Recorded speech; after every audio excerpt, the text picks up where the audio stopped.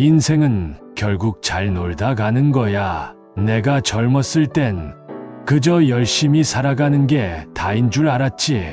더 많은 돈, 더 높은 자리, 더 많은 사람의 인정. 그걸 얻으면 인생이 잘 풀릴 거라고 생각했어.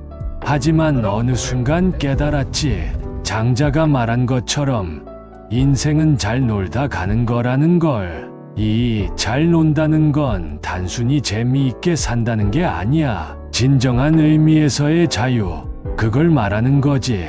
자유란 무엇인가? 부와 명예, 욕망 같은 것에서 벗어나는 거야. 나에게 일어나는 일들에 휘둘리지 않고 오직 나 자신으로 살아가는 것. 젊을 때는 내가 세상과 싸워 이겨야 한다고 생각했어. 하지만 시간이 지나니 이기고 지는 문제가 아니라는 걸 알게 됐지. 나 자신으로 사는 것, 그게 진정한 승리였어. 그런데 이 자유를 얻는 게 쉬운 일은 아니더군. 욕망과 직이라는 게 우리를 계속 잡아 끌거든. 나도 한때는 돈과 명예에 푹 빠져 있었어. 돈이 있으면 모든 게 가능할 줄 알았지. 사람들은 돈 많은 사람들 앞에서 고개를 숙이고 그들이 하는 말은 진리처럼 받아들이거든. 나도 그 속에서 허우적대며 살았어. 하지만 그런 것에 집착하면 할수록 나는 나 자신을 잃어가고 있다는 걸 느꼈지. 내 마음 깊은 곳에선 늘 불안했거든. 그렇게 살다 보면 결국 다른 사람의 기준으로 나를 평가하게 돼. 그건 진정한 삶이 아니야. 결국 내가 배운 건 이거야. 진정한 자유란 외부의 평가에서 벗어나는 것, 그 어떤 욕망에도 흔들리지 않는 것, 그리고 내가 원하는 삶을 살아가는 것.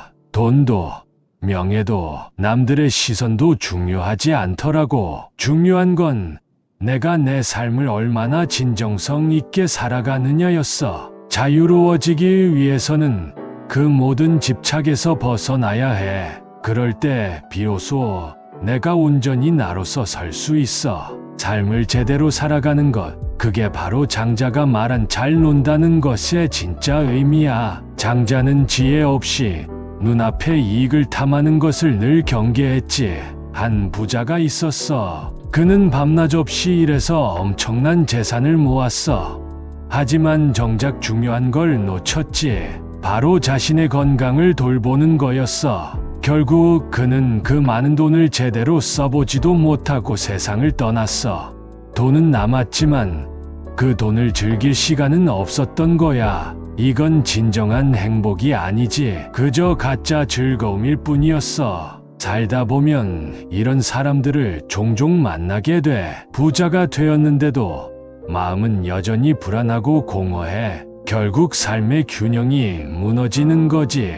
돈을 벌기 위해 죽도록 노력해서 꿈을 이뤘지만 그들이 내린 결론은 삶이 실패했다는 거야. 장자는 그래서 현재의 즐거움에 사로잡혀 욕망을 채우는 일이 결국 삶을 망가뜨린다고 했던 거야. 부와 명예를 잃었어도 사람들은 늘 잃을까 두려워해. 사기를 당하지 않을까, 도둑이 들지 않을까 걱정하지. 그래서 집에는 각종 보안 시설을 설치하고 마음껏 돌아다니지도 못해. 이쯤 되면 돈이 많아도 자유는 없지. 쌓은 명예도 문제야. 그 명예를 지키려다 보니 자연스럽게 행동하기가 어려워져. 이처럼 부나 명예에 얽매여 살다 보면 결국 그 인생은 안타깝기만 해. 장자가 경계한 것은 비단 물질적인 것만이 아니었어. 사람은 특정 가치관에도 쉽게 집착하거든. 가치관이 순수하고 멋있어 보일 수는 있어. 하지만 그것에 집착하는 순간 그 가치관과 다른 모든 사람들을 적으로 돌리게 돼. 최근에 직장에서 꼰대라는 말을 들어본 적 있을 거야. 그게 바로 고정된 생각에 집착하는 모습을 말하는 거지. 직장에서도 보면 사람마다 옳다고 믿는 행동 양식이 다 달라. 그런데 어떤 이들은 자기 생각만이 옳다고 고집해. 그러다 보면 다른 방식으로 사는 사람들을 모두 틀렸다고 몰아세우게 되지.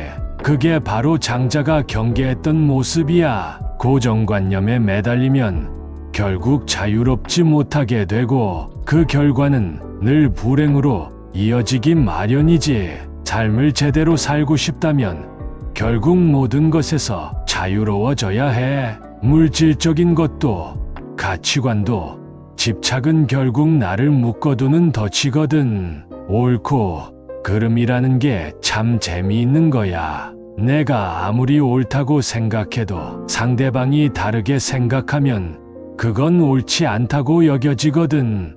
결국 진실이라는 건 그다지 중요한 게 아니더라고. 장자가 뭐라고 했는지 기억나나? 자신의 신념으로 남을 평가하고 그 기준으로 잣대를 들이대는 건 진정으로 옳음을 추구하는 게 아니라 그저 자신의 욕망과 집착이 만들어낸 왜곡된 모습일 뿐이라는 거지. 살면서 많이 느꼈어. 우리는 누구나 자기 신념이 있다고 믿지. 하지만 그 신념이라는 게 정말 순수한 걸까? 아니, 대부분은 자기 욕망과 이익을 포장한 것에 불과해. 장자가 말한 것처럼 옳고 그름이란 결국 상대적인 거야. 내가 의롭다고 생각하는 것도 하다고 여기는 것도 결국은 나만의 기준일 뿐이더라고. 가끔 보면 의로움이나 성실함 같은 미덕조차도 집착이 되면 문제가 생기지. 처음에는 순수한 마음으로 시작했을지 몰라도 어느 순간 그게 자기만의 기준으로 굳어지면 다른 사람들을 그 기준에 맞춰 재기 시작해. 그러면 그건 더 이상 순수한 의로움이 아니라 변질된 욕망으로 변해버리는 거야. 삶을 살다 보면 정말 많은 것들이 상대적이라는 걸 깨닫게 돼. 진실이라고 믿었던 것들이 사실은 나만의 생각이었고, 내가 옳다고 믿었던 것들이 사실은 나만의 잣대였을 뿐이라는 걸 말이야. 장자가 말했지. 우리가 집착하는 순간 그 집착이 우리를 망가뜨린다고. 그러니 진정한 자유를 얻으려면 그 집착에서 벗어나야 해. 삶이란 결국 자기 신념에 갇히지 않고 그 너머를 바라보는 게 중요한 거야. 진정한 옳고 그름이란 없다. 그저 우리는 서로 다른 길을 가고 있을 뿐이지. 우리가 왜 자유로워지지 못하고 이렇게 얽매인 채 살아가는지 생각해 본 적 있나? 집착과 욕망에 빠져서 우리는 자연스러움과는 점점 멀어지고 결국 부자연스러운 삶을 살게 되는 거지. 그렇다면 어떻게 해야 자유로워질 수 있을까? 무엇이 진정 우리의 본질인가? 장자가 이런 상황을 활쏘기로 비유해서 설명한 적이 있어. 흔히 구할 수 있는 질그릇을 상품으로 내걸고 활을 쏘면 화살이 목표물에 잘 맞아. 그때는 마음이 흔들리지 않거든. 그런데 보석이나 값비싼 허리띠 장식을 상품으로 내걸면 어떻게 될까? 화살이 점점 빗나가기 시작하지. 마음이 그 귀한 물건에 흔들리니까 말이야. 심지어 황금을 걸면 그때는 아예 엉뚱한 곳으로 화살이 날아가 버려. 왜 그럴까? 황금이라는 유혹에 마음이 빼앗겨 본질인 목표물을 잊어버리기 때문이지. 활쏘기의 본질은 정확하게 목표물을 맞추는 거야. 그런데 금품이 걸리면 우리는 목표물보다 그 상품에 집착하게 돼. 그러다 보면 어느새 화살은 엉뚱한 방향으로 가버리지. 그래서 장자는 마음을 비우고 고요하게 유지해야만 삶이 제대로 굴러간다고 말했어. 욕심을 제거하고 마음을 안정시키는 것이 첫 번째로 해야 할 일이라고 했지. 진정한 자유란 결국 우리가 본질에 집중할 때 찾아오는 거야. 부자가 되는 것도 마찬가지야. 그건 단지 더 자유로운 삶을 살기 위한 수단일 뿐이지. 부 자체가 목적이 되면 그건 또 하나의 얽매임이 되는 거야. 결국 돈에 집착하다 보면 오히려 자유에서 멀어지게 되지. 장자는 마음을 비우고 평온한 상태에 이를 때 비로소 자유가 찾아온다고 했어. 그리고 그때 비로소 인생도 뜻대로 풀리게 된다고 믿었지. 마음을 비운다는 건 결국 나 자신의 생각과 욕망을 덜어내는 거야. 그럴 때 우리는 본연의 나, 자연스러운 나로 돌아갈 수 있어. 꾸밈 없이 자연스러운 상태의 나를 맡기면 결국 나 자신조차 잊게 돼. 그것이 바로 진정한 자유로움이야. 이건 현대에서 말하는 명상과도 닮아 있어. 명상에서 말하는 참 나라는 개념, 바로 그 순간에 집중하는 거지. 우리는 늘 만 가지 생각에 휘말려 살아가고 있어. 그 생각을 완전히 멈추는 건 불가능하지. 하지만 장자는 그 상념에 매달리지 말고 지금 이 순간에 집중하라고 했어. 호흡에 집중하면서 현재의 나를 느끼는 것, 그게 바로 마음을 비우고 자유로워지는 첫걸음이야. 숨을 들이마시고 내쉬는 것, 그 단순한 행위에 온 신경을 집중해 본 적 있나? 그렇게 하면 어느새 나 자신을 잊고 내 안에 있는 혼만 남게 되는 걸 느낄 수 있어. 처음엔 그저 숨을 쉬는 것뿐인데 점점 마음이 평온해지고 삶의 번뇌에서 자유로워진다. 이게 바로 명상의 힘이야. 많은 과학자들이 이미 명상의 효과를 증명했지. 근데 이게 단지 과학적인 효과 때문만은 아니야. 장자가 말한 자기 자신 그대로의 상태와도 비슷한 거지.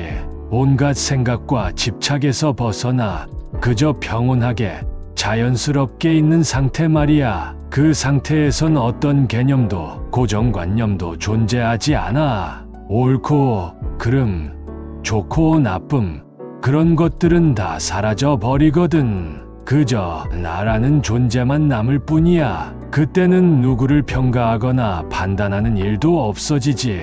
나 자신을 잊고 세상 속에서 독립적으로 존재하게 되는 거지. 그럼 외부에서 오는 어떤 영향에도 휘둘리지 않게 돼. 생각해봐. 우리 삶에서 유용하다, 무용하다, 좋다, 나쁘다, 이런 판단을 하는 건 결국 나 자신이야. 그 판단이 날 휘두르고 그로 인해 내 감정이 흔들리는 거지. 그런데 그런 판단 자체를 내려놓으면 오히려 자유로워질 수 있어. 환경에 휘둘리지 않고 온전히 나로서 살아가는 거야. 조건부의 행복이 아니라 그냥 존재 그 자체로 즐거움을 느끼게 되는 거지.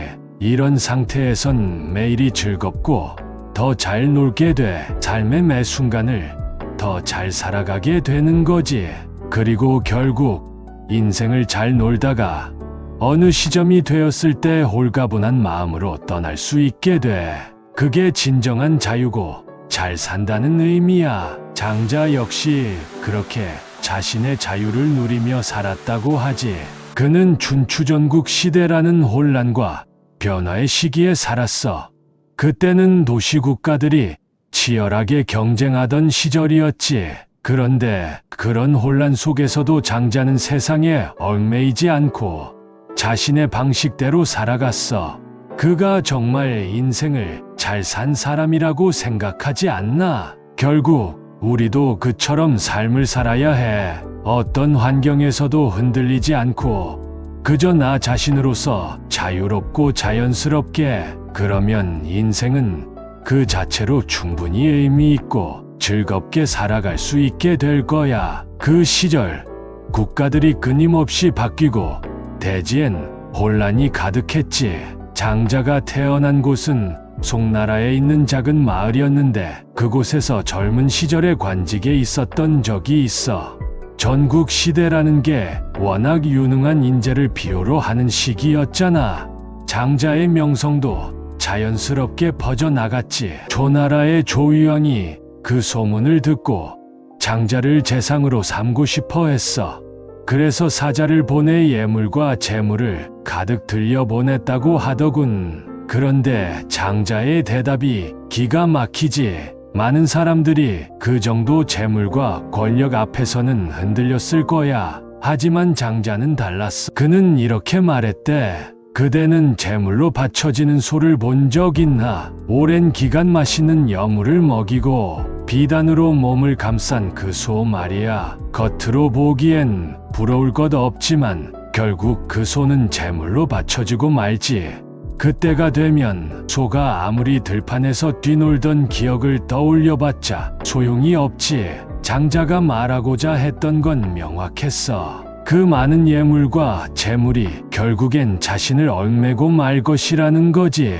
자유롭게 살던 자신이 그 권력과 재물 속에 묶여서 더 이상 자유롭지 못할 것이라고 말이야. 그래서 사자에게 당당하게 말했지. 나를 자유롭게 살게 놔두게. 내 삶에 발목을 잡히게 하지 말아주게나. 이 일화에서 정말 느낄 수 있는 게 있어. 장자는 재물과 명예를 뛰어넘어 진정한 자유를 추구했던 사람이었어. 그 시대의 대부분의 사람들은 권력과 돈을 얻기 위해 애썼지만 장자는 오히려 그것이 자신을 구속할까봐 경계했지. 그래서 그는 끝내 조나라의 재상을 거절하고 그저 자신이 원하던 삶을 살았던 거야. 생각해보면 우리가 원하는 자유란 무엇일까? 세상 사람들이 부러워하는 부와 권력? 아니지. 진정한 자유란 그 어떤 유혹에도 흔들리지 않고 내가 원하는 방식으로 살아가는 것. 장자가 바로 그런 삶을 산 거야. 남들이 아무리 화려한 삶을 제시해도 장자는 오직 자신의 길을 갔지. 결국 인생에서 중요한 건 내가 어디에 속해 있느냐가 아니라 내가 얼마나 나 자신으로서 자유롭게 살아가느냐야. 장자가 그랬듯이 우리도 그 자유를 지키기 위해 때로는 모든 걸 내려놓을 용기가 필요하지 않을까. 자유를 속박당하느니 차라리 더러운 시궁창에서 놀고 말겠다는 말. 이게 장자의 본심이었지. 장자는 결코 세상의 유혹에 흔들리지 않았어.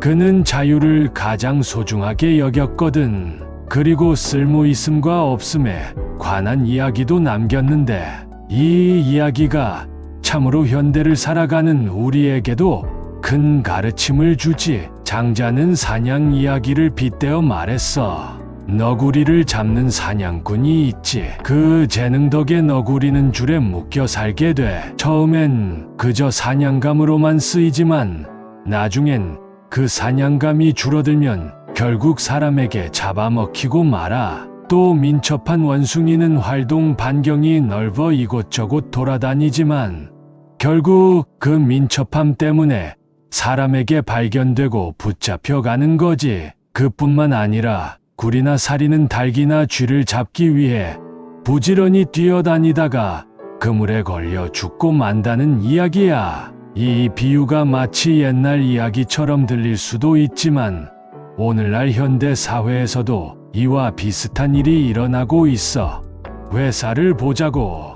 말 잘 듣고 일 잘하는 직원. 그 사람은 상사에게 아주 쓸모있는 사람이야. 처음에는 상사의 눈에 들어 좋은 평가도 받고 승진도 빠르고 연봉도 쭉쭉 오르지. 하지만 그렇게 될수록 그 직원은 더 많은 일을 떠맡게 돼. 상사는 일을 시켜도 결과가 좋으니 더 많은 일을 시키지 않을 이유가 없지. 그럼 직원은 점점 회사 일에 묶여 살게 되고 어느새 자유는 사라져버려. 승진과 높은 연봉, 겉으로 보기엔 화려한 보상이지만 그만큼 자유에서 멀어지고 있는 거야. 계속해서 회사에 묶여 있으니 점점 회사에 대한 의존도가 커지지. 나중엔 그 회사 없이는 아무것도 할 수 없게 되는 거지.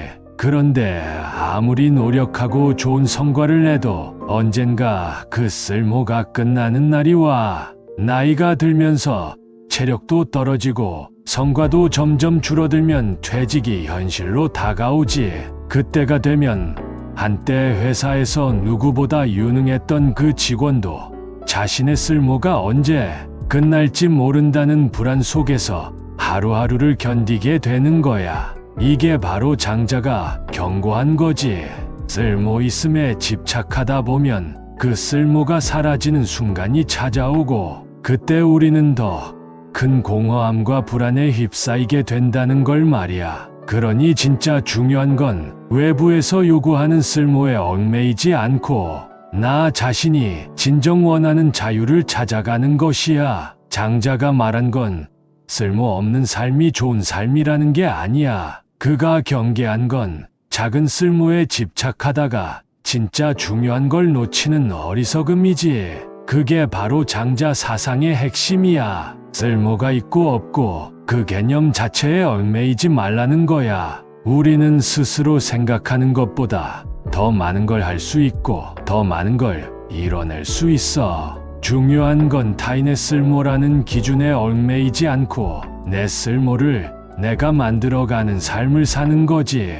사실 자기 자신이 먼저야. 그런데도 사람들은 자꾸 바깥을 향해 달려가. 많은 이들이 친구나 지인, 권세와 명예를 위해 애정을 베풀려고 하지. 하지만 나는 그 애정을 내 안에 쏟았어. 내 영혼과 나 자신에게 말이야. 내 안에 텅 빈 부분을 채우는 건 결국 나뿐이더라고. 타인을 위한 삶은 충분히 살았어. 이제 남은 인생은 나를 위해 살아가야 할 때지.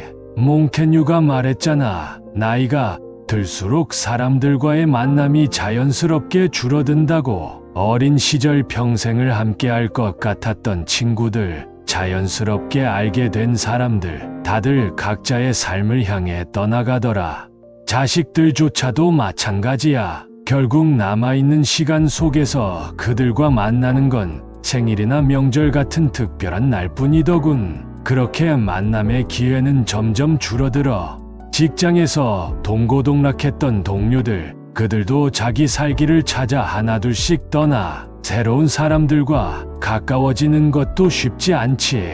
나이가 들수록 이별의 빈도는 점점 더 늘어나더라고. 어느새 내 곁에 남은 건 가족과 몇몇 소중한 지인들 뿐이야. 삶이란 그런 거더라고.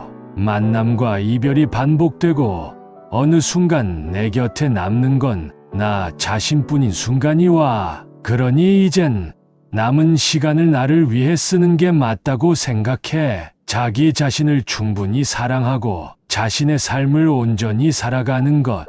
그게 진정한 자유고 의미 있는 삶이지. 나도 이제 남은 삶을 어떻게 살아갈지 고민하면서 깨달은 거야. 남에게 쓸모 있기를 기대하는 것보다 내 안에서 나의 쓸모를 찾아가는 것. 그게 진짜 삶의 가치라는 걸 말이야. 지금 나는 괜찮은 걸까? 이런 질문을 던지며 살아온 날들이 있었어. 나를 사랑하고 존중해야 한다는 말은 많이 들었지만 그게 말처럼 쉬운 일이 아니더군. 하지만 시간이 지나면서 깨달았지. 니체가 말했던 것처럼 나를 사랑하는 기술은 배워야 한다는 걸 말이야. 사람들은 이상하게도 자신을 사랑하는 법을 제대로 배우지 않아. 니체가 말했듯 신이 압도적으로 큰 존재였던 그의 시대에는 인간들이 신을 숭배하며 스스로를 아주 하찮은 존재로 여기곤 했지. 그 결과는 어땠을까? 사람들은 신을 사랑하는 법은 알았지만 정작 자기 자신을 사랑하는 법은 몰랐어. 결국 스스로를 비하하는 사람들로 세상이 가득 차게 된 거야. 니체의 눈엔 그 모습이 그렇게 보였지. 오늘날이라고 그게 달라졌을까? 어찌 보면 상황은 비슷해. 이제는 신 대신의 능력, 외모, 경제력 같은 것들이 비교 대상이 되었지. 우리는 매일같이 그런 것들과 나를 비교하며 살고 있어. 마치 자기 자신을 사랑하기보다 남들이 정해놓은 기준에 맞추기 위해 애쓰고 있는 거야. 잘생기고 똑똑하고 성공한 사람들을 바라보면서 그들과 비교해 스스로를 자꾸 낮추는 경향이 있지. 근데 말이야, 이게 참 어리석은 짓이라는 걸 나중에 알게 돼. 우리는 다른 사람을 위해 살고 있는 게 아니거든. 나를 사랑하지 않고선 아무것도 제대로 할 수 없어. 내가 누구인지, 내가 얼마나 가치 있는지 스스로 알아야만 세상을 제대로 살아갈 수 있지. 니체가 그랬잖아. 세상은 나를 미워하는 곳이 아니라고. 오히려 내가 나를 미워하는 곳이라는 거야. 사람들은 자신을 사랑하는 기술을 익히지 않으면 언제나 남들만 바라보며 자신을 깎아내리게 돼. 나도 한때 그랬어. 성공한 사람들과 비교하고 내가 가진 게 부족해 보였거든. 하지만 어느 순간 깨달았지. 나를 사랑하지 않으면 세상에서 그 어떤 사랑도 제대로 누릴 수 없다는 걸. 니체의 말대로 우리는 스스로를 사랑하는 법을 배워야 해. 남들과 비교하지 말고 내가 가진 것들, 내가 이뤄낸 것들을 소중히 여길 줄 알아야 하지. 그게 진정한 자존감이야. 지금 나는 괜찮은 걸까? 이 질문에 대한 답은 결국 내가 나를 어떻게 바라보느냐에 달린 거야. 세상이 정한 기준이 아니라 내가 정한 기준으로 나를 바라볼 때 비로소 진짜 사랑이 시작되는 거지.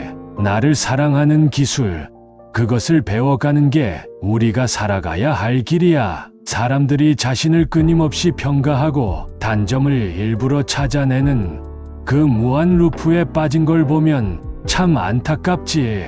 특히 외모 콤플렉스가 대표적이야. 요즘은 남녀 가리지 않고 자신의 얼굴이나 몸에 자신감을 갖지 못하는 사람들이 많아졌더군. 얼굴 하나만 보더라도 별의별 고민이 생겨. 얼굴이 너무 크다, 살이 쪘다, 피부가 어둡다, 눈이 작다, 코가 낮다, 턱이 길다 등등 마음에 들지 않는 부분을 하나하나 짚다 보면 도대체 자신에게 만족할 사람이 어디 있겠나. 이상적인 얼굴이라는 게 있지. 사람들은 그 기준을 가지고 내 얼굴을 비교하면서 점점 자신을 미워하게 돼. 아무리 성형을 해서 마음에 안 드는 부분을 고친다고 해도 만족하기는 어렵지. 왜냐고? 또 다른 부족한 부분이 눈에 들어오기 마련이거든. 그러다 보면 그건 끝없는 게임처럼 변해. 계속해서 자신을 고치려는 그 욕망의 무한 루프에 빠져버리는 거야. 그렇다면 왜 이런 일이 생기는 걸까? 역사를 거슬러 생각해보면 그 원흉은 바로 거울이야. 거울이 등장하면서부터 인간은 자신의 모습을 끊임없이 들여다보게 되었지. 그 전에는 자기 얼굴이 어떻게 생겼는지 제대로 알 기회조차 없었어. 그런데 거울이 생기고 나니, 아니, 이렇게 생겼다고 하면서 자꾸 자신을 평가하게 된 거야. 그때부터 사람들은 남들 앞에 자신의 모습을 보이는 걸 부끄러워하기 시작했지. 시대가 흘러 카메라가 생기고 이제는 우리가 자기 얼굴을 볼 기회가 점점 더 많아졌어. 그런데 문제는 여기서 끝나지 않아. SNS 시대가 열리면서는 하루에도 몇 번씩 셀카를 찍는 게 당연한 일이 됐지. 스마트폰으로 찍은 내 얼굴을 들여다보며 작은 결점들에 신경 쓰게 되고, 그러다 보니 또 그걸 고치고 싶다는 욕망이 커지지. 셀카를 찍고 사진을 보정하고 그러면서도 여전히 마음에 들지 않는 부분을 찾아내는 그 과정은 정말 끝이 없더군. 하지만 여기서 중요한 건 우리가 왜 자꾸 이런 악순환에 빠지느냐는 거야. 결국 거울이나 카메라, 셀카 같은 것들이 우리를 외모라는 작은 틀 안에 가둬놓은 셈이지. 내 얼굴 하나에 모든 걸 걸고 그 안에서 완벽해지려는 그 집착이 우리를 괴롭히는 거야. 사실 완벽한 얼굴이란 없다는 걸 모르는 사람은 없을 거야. 하지만 그걸 깨닫고 받아들이는 건 참 어려운 일이지. 그렇다고 해서 거울을 피하고 카메라를 멀리하는 게 답은 아니야. 중요한 건 우리가 외모에만 집착하지 않고 진정한 자기 자신을 사랑하는 법을 배워야 한다는 거지. 내 얼굴, 내 모습이 어떤지보다 내가 어떻게 살아가고 있는지가 훨씬 더 중요한 거야. 외모라는 껍데기 안에서 벗어나 진짜 나를 찾는 것, 그게 진정한 자유야. 내가 인생을 살아오면서 깨달은 게 하나 있다면 스스로를 사랑하지 않으면 그 어떤 사랑도 온전히 느낄 수 없다는 거야. 외모도 능력도 다른 이와 비교하면서 자꾸 스스로를 깎아내리다 보면 결국 행복은 멀어지지. 나 자신을 있는 그대로 받아들이고 그 자체로 사랑할 줄 알아야 진정한 평온이 찾아오는 법이야. 그러니 이제는 거울을 마주할 때마다 내 얼굴에서 완벽을 찾으려고 애쓰지 말고 나 자신을 있는 그대로 바라봐야 해. 그게 바로 나를 사랑하는 첫걸음이니까. 요즘은 애플리케이션으로 얼굴을 보정하는 시대잖아.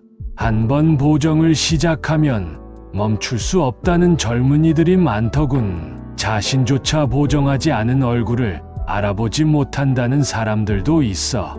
이러다 보면 결국 자기 자신을 잃어버리는 건 시간 문제야. 단순히 자존감이 낮아지는 게 문제가 아니라 자신의 진짜 모습을 잊어버리는 거지. 자기를 객관적으로 바라보는 건 나쁘지 않아. 때로는 스스로를 개선하는 데 도움이 되니까. 하지만 그게 지나쳐서 자기 혐오로 이어진다면 그건 큰 문제가 돼. 스스로를 지나치게 부정하다 보면 결국 자신을 사랑하는 법을 잃게 되는 거야. 그리고 그 상태에 빠지면 그 어떤 성공이나 성취도 진정한 만족을 주지 못해.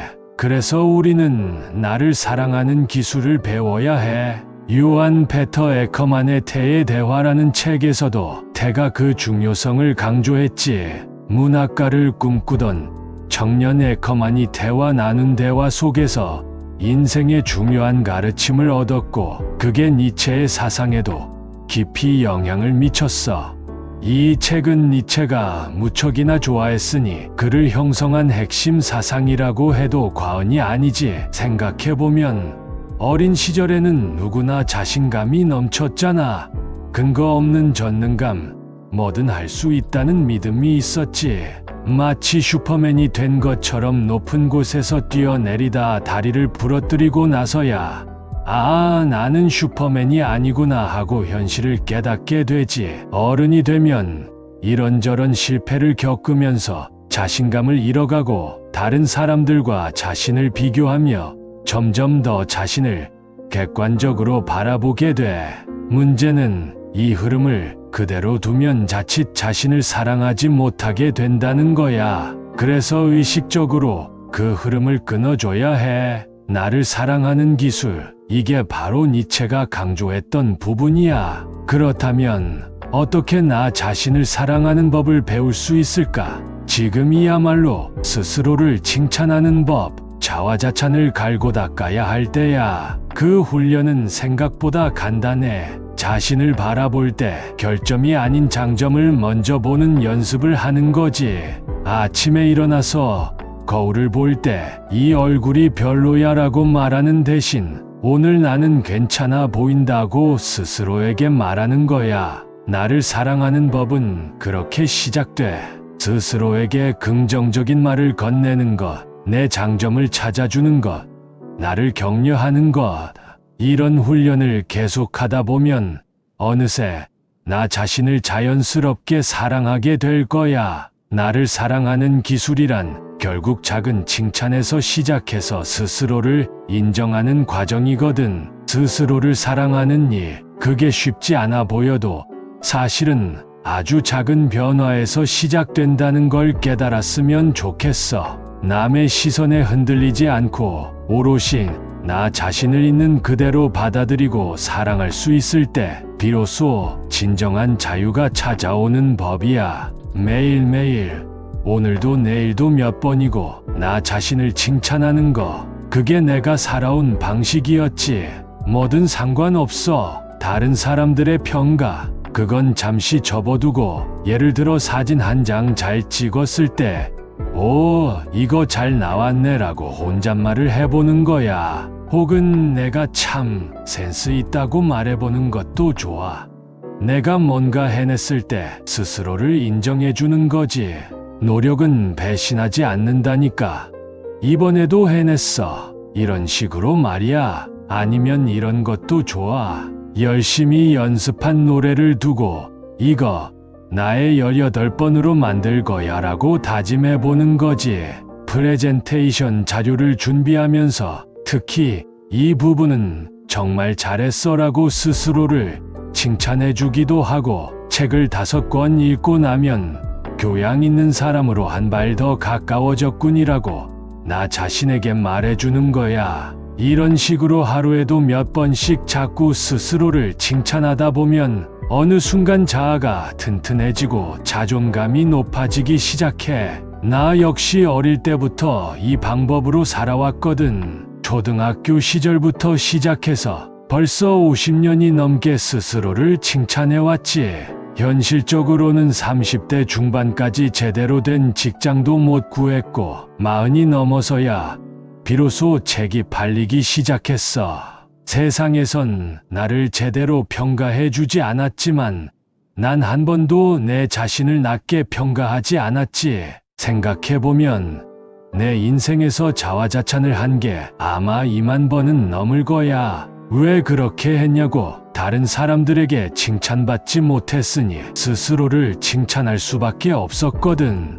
자화자찬이 나를 지탱해준 셈이지. 그 시절을 견뎌낸 힘은 다 내 자신에게서 나온 거야. 남들이 날 알아주지 않는다고 해서 내 가치를 깎아내릴 필요는 없다는 걸 깨달았어. 그래서 나는 스스로에게 끊임없이 칭찬을 아끼지 않았고, 그게 나를 여기까지 이끌어왔지.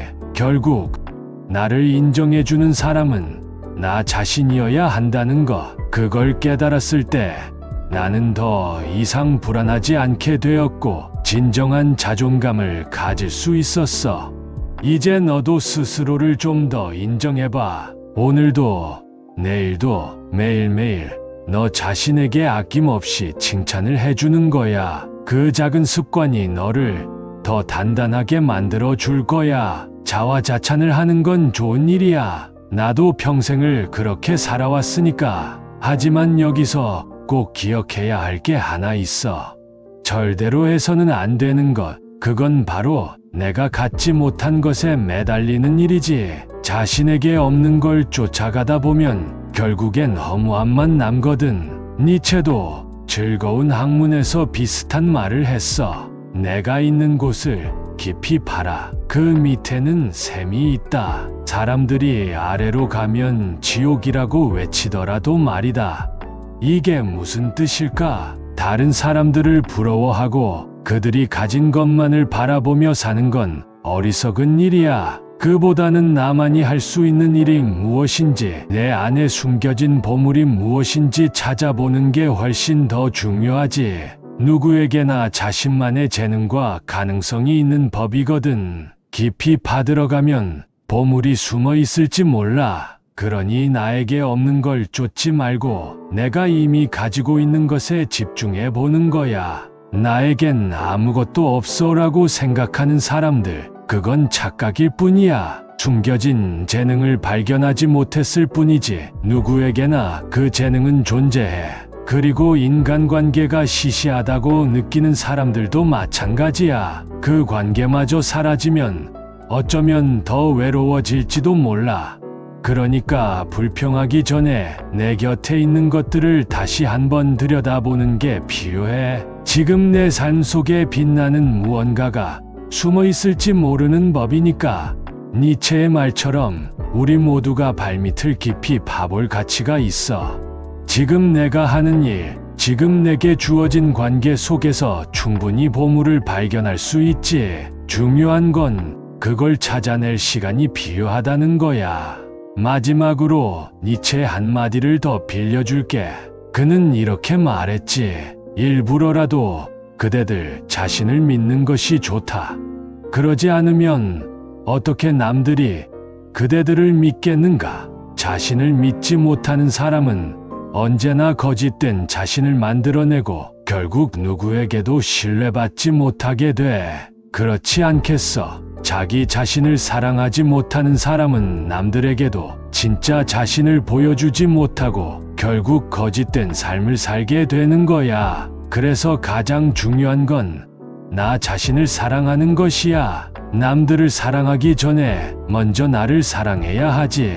자신을 진정으로 사랑할 수 있을 때 비로소 다른 사람들에게도 진정한 나를 보여줄 수 있는 거야. 결국 자신을 믿고 사랑하는 것, 그게 모든 것의 시작이지.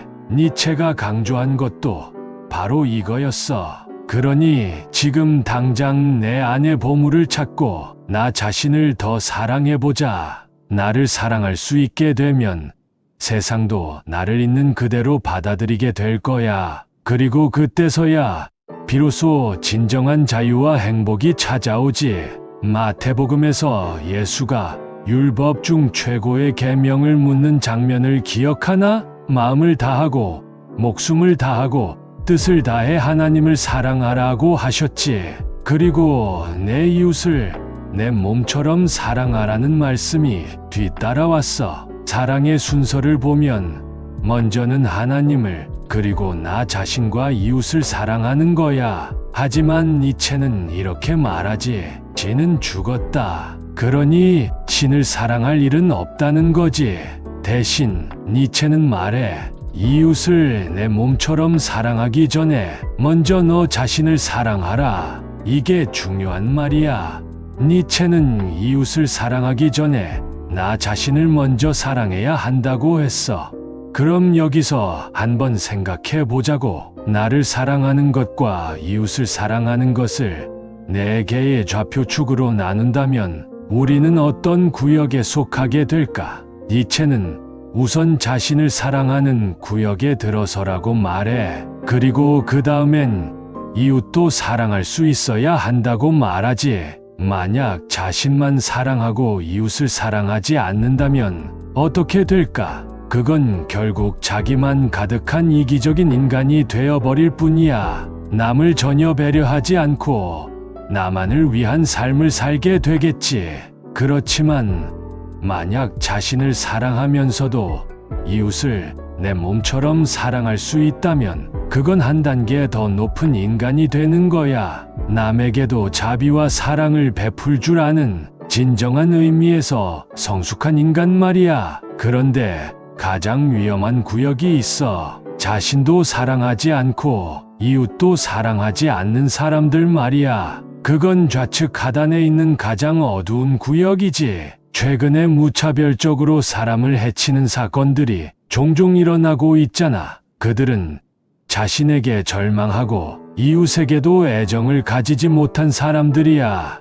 이 상태가 되면 난 이제 아무것도 상관없다는 자포자기의 상태로 빠지게 돼. 그리고 그들은 상대가 누구든 자기 마음에 들지 않으면 공격적으로 변하지.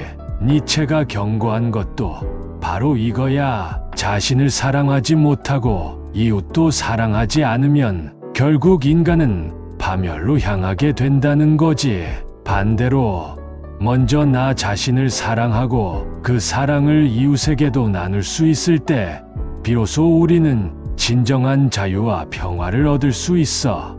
결국 가장 먼저 해야 할 일은 나 자신을 사랑하는 거야. 그것이 시작이자 끝이지. 내가 살아오면서 배운 것이 하나 있다면 남을 사랑하기 위해선 먼저 나 자신을 사랑할 수 있어야 한다는 거야. 자신을 돌보지 않고 남을 돌보는 건 결국 불가능하거든. 그러니 나부터 사랑해라. 그게 진정한 사랑의 시작이야.